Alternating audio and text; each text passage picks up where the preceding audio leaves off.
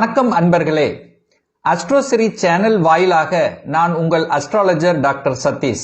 விருச்சிக ராசி அன்பர்களே, இந்த ஆவணி மாதம் என்ன பலன் எப்படி இருக்கும் அப்படின்னு பார்க்கும் பொழுது, உங்க ராசிநாதன் என்று சொல்லக்கூடிய செவ்வாய் பகவான் 11ஆம் இடம் என்று சொல்லக்கூடிய லாபஸ்தானத்துல போய் உட்கார்ந்து இருக்கிறது ஒரு அற்புதமான ஒரு அமைப்பு. கடந்த சில மாதங்களாக, அதாவது ஒரு 3-4 மாதங்களாகவே பார்த்தீங்கன்னா உங்க ராசிநாதன் நீச்சத்தன்மையில் இருந்தார். அதுக்கப்புறம் கேதுவோடு சேர்ந்திருந்தார். இப்போ 11ஆம் இடத்தில் இருக்கிறது நல்ல அமைப்பு. தொட்டது துளங்கும். 11ஆம் இடம் என்பது லாபம், மனமகிழ்ச்சி, சந்தோஷத்தை கொடுக்கக்கூடிய தன்மை, நினைத்த காரியங்கள் ஜெயமாக கூடிய அமைப்பு.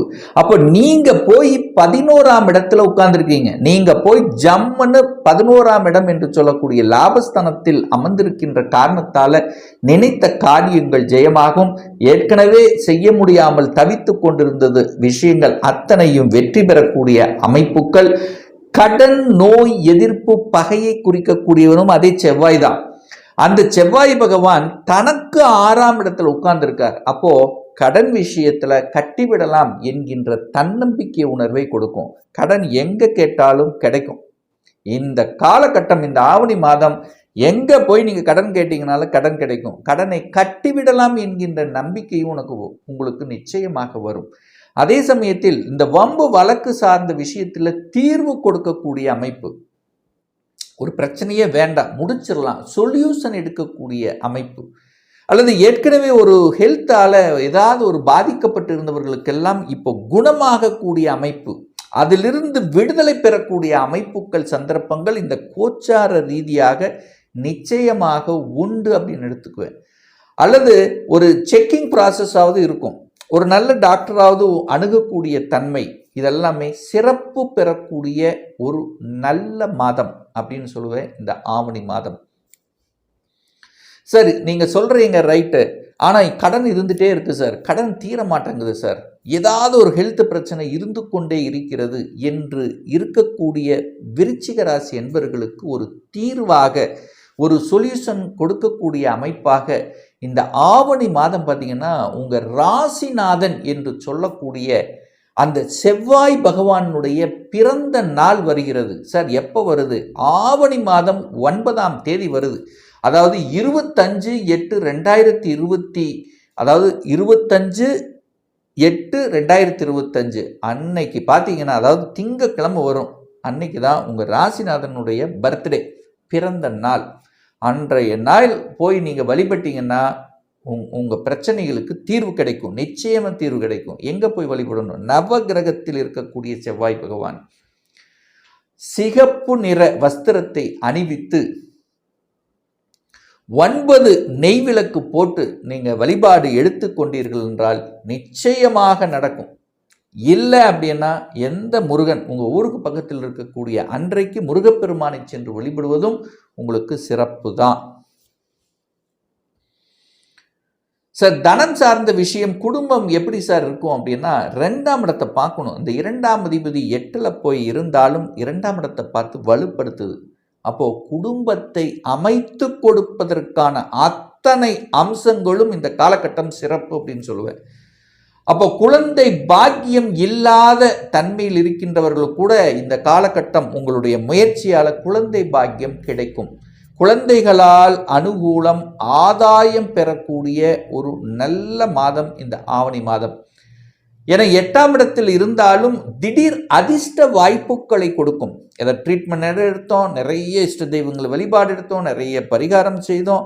ஸோ என்ன பண்ணியிருந்தாலும் இந்த மாதம் சக்சஸ் கொடுக்கக்கூடிய ஒரு நல்ல மாதம். அப்போ தனம் நன்றாக இருக்க போகிறது. குடும்பத்தில் ஏதாவது ஒரு உறுப்பினரை இணைத்து கொள்ளக்கூடிய நிகழ்வுகள், வாக்கு சார்ந்த விஷயங்கள் பலப்படும். இதுவரைக்கும் நெகட்டிவ் என்று நினைத்து கொண்டிருந்தவர்கள் கூட ரைட், அவர் சொன்னது சரி என்று புரிந்து கொள்ளக்கூடிய அளவுக்கு இந்த மாதம் சிறப்பு பெறக்கூடிய ஒரு நல்ல மாதம். ஏன்னா அந்த விருச்சிகத்துக்கு குருதான் 5க்குரியவன், யோகத்தை தரக்கூடியவன். அவர் போய் 8ல் மறைஞ்சிருக்கார்.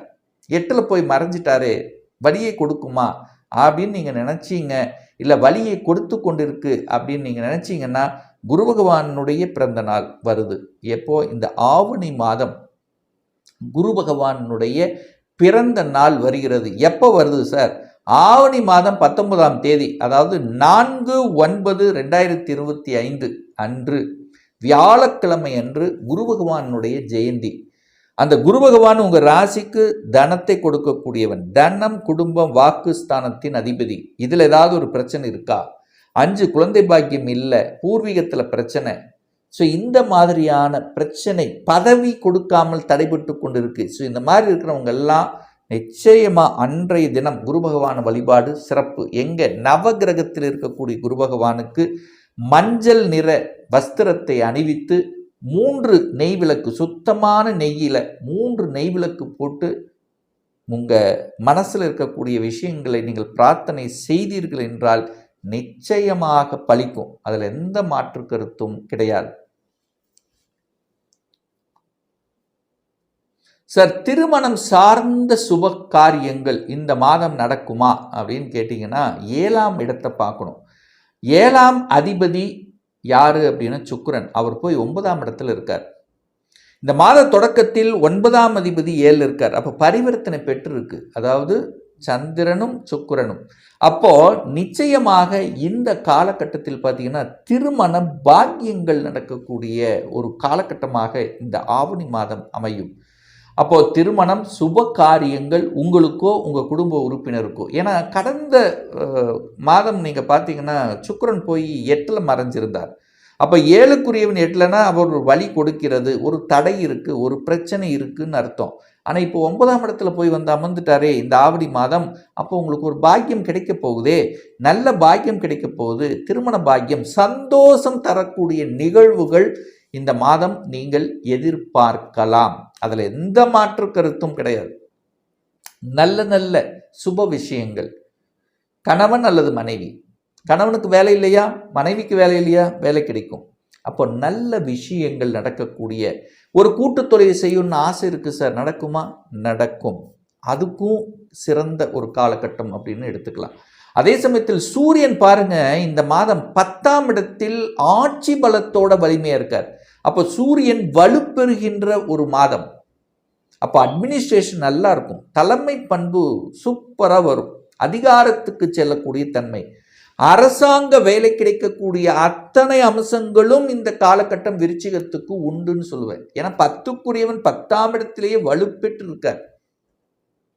அப்போ அதிகாரம், அட்மினிஸ்ட்ரேஷன், வெளிச்சம் கிடைக்குங்க உங்களுக்கு. இது வரைக்கும் வெளிச்சம் இல்லை, இருட்டிலேயே இருக்கிறங்கிற மாதிரி இருக்கக்கூடியவர்களுக்கெல்லாம் ஒரு வெளிச்சம் கிடைக்கும், ஒரு தன்னம்பிக்கை கிடைக்கக்கூடிய ஒரு மாதம் அப்படின்னு எடுத்துக்குவேன். இந்த மின்சாரம் சம்பந்தப்பட்ட துறையில் இருக்கக்கூடியவர்கள், ஒளி சம்பந்தப்பட்ட துறையில் இருக்கின்றவர்கள், இவர்களுக்கெல்லாம் அற்புதமான ஒரு மாதம் இந்த ஆவணி மாதம் அப்படின்னு நான் சொல்லுவேன், ஸ்ட்ராங்காக சொல்லுவேன். அதில் எந்த மாற்று கருத்தும் கிடையாது. சார், ஒரு வீடு வாங்கணும்னு நினச்சிட்டு இருக்கேன், வாங்கக்கூடிய யோகம் இருக்கா? இருக்கு. கடன் கிடைக்குமா? கிடைக்கும். 4ஆம் இடத்தை குரு பார்க்கிறார். தனாதிபதியாக இருக்கக்கூடிய குரு பகவான் 4ஆம் இடமான சுகஸ்தானத்தை பார்க்கிறார். அந்த சுகஸ்தானத்தின் அதிபதி தனக்கு 2ஆம் இடத்துல உட்கார்ந்துருக்கு.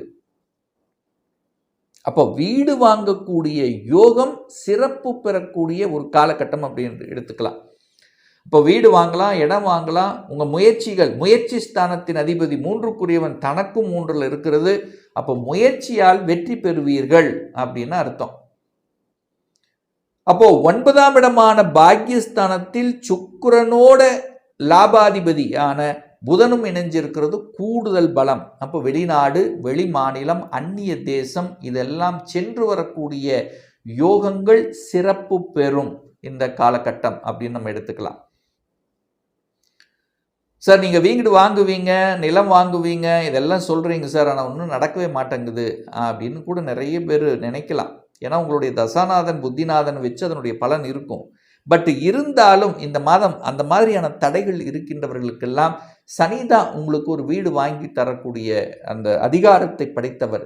அந்த சனி பகவானுடைய பிறந்த நாள் உங்களுக்கு வருகிறது. எப்போ வருகிறது? ஆவணி மாதம் 1ஆம் தேதி, அதாவது 17/8/2025 சண்டே வருது. அன்னைக்கு சனி பகவானுடைய ஜெயந்தி. அன்றைய நாள் நவகிரகத்தில் இருக்கக்கூடிய சனி பகவானுக்கு கருப்பு நிற வஸ்து, அதாவது கருப்பு நிற ஆடையை அணிவித்து எத்தனை 8 நல்லெண்ணெய் விளக்கு வைத்து நீங்கள் வழிபட்டீர்கள் என்றால் அந்த சனி பகவானோட இருக்கக்கூடிய அந்த தன்மைகள் விலகும். அதாவது ஒரு வழக்கு சம்பந்தப்பட்ட, ஒரு நோய் சம்பந்தப்பட்ட விஷயங்கள், உங்களுக்கு வீடு வாங்க முடியல, உங்கள் முயற்சியில் மனம் ஏதோ ஒரு வகையில் குழப்பமாக இருக்குது. ஸோ இதுக்கெல்லாம் நிவர்த்தி கொடுக்கக்கூடிய அமைப்பில் நிச்சயமாக ஏற்படுத்தும்.